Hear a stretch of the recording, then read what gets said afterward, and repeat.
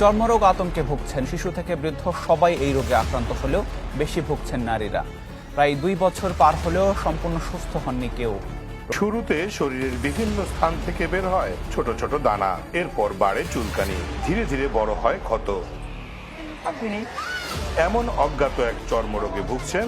এই রোগে শিশু থেকে বয়োবৃদ্ধ সবাই আক্রান্ত হলেও সবচেয়ে বেশি ভুগছেন নারীরা। দিন দিন বাড়ছে রোগীর সংখ্যা। ঔষধে সাময়িক সুস্থ হলেও মিলছে না স্থায়ী সমাধান। এক জায়গায় যদি বের হয় তো ওইখান থেকে পুরো শরীর ছড়ায় যায়।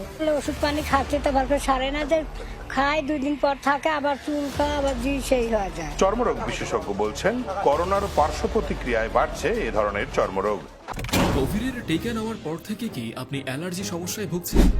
করোনার টিকা নেওয়ার কারণেই এই সময়ে অ্যালার্জির প্রকোপ বেড়েছে।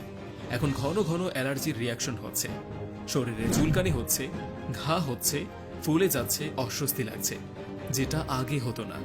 এবং সমস্যাগুলো বেশি বেড়েছে কোভিডের টিকা নেওয়ার পর থেকে।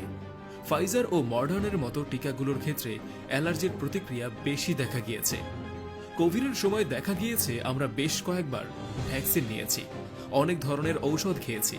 অনেকে দেখা গিয়েছে একাধিক ডোজ, খুব হাই ডোজ স্ট্রং অ্যান্টিবায়োটিক নেওয়ার পরেও সুস্থ হননি, বরং অসুস্থ হয়েছে। এই বারবার ঔষধ খাওয়ার ফলে যেটা হয়েছে, আপনার শরীর সেন্সিটিভ হয়ে গিয়েছে।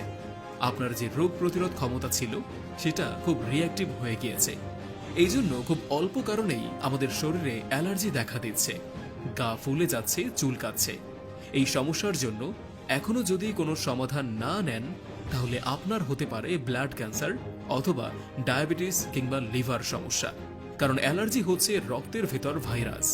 এখন আপনার শরীরের রক্তই যদি নষ্ট হয়ে যায়, তাহলে দাউদ, একজিমা, সোরিয়াসিস, শ্বাসকষ্ট সহ নানা ধরনের রোগ আপনার শরীরে দেখা দিবে। এই জন্য নিজেকে সুস্থ রাখতে আজই সংরক্ষণ করুন আমাদের এই অ্যালার্জি বিনাশ ট্যাবলেট, যা আপনার রক্তের ভেতর থেকে অ্যালার্জি, চুলকানি, সোরিয়াসিস সমস্যার স্থায়ী সমাধান দিবে ইনশাআল্লাহ।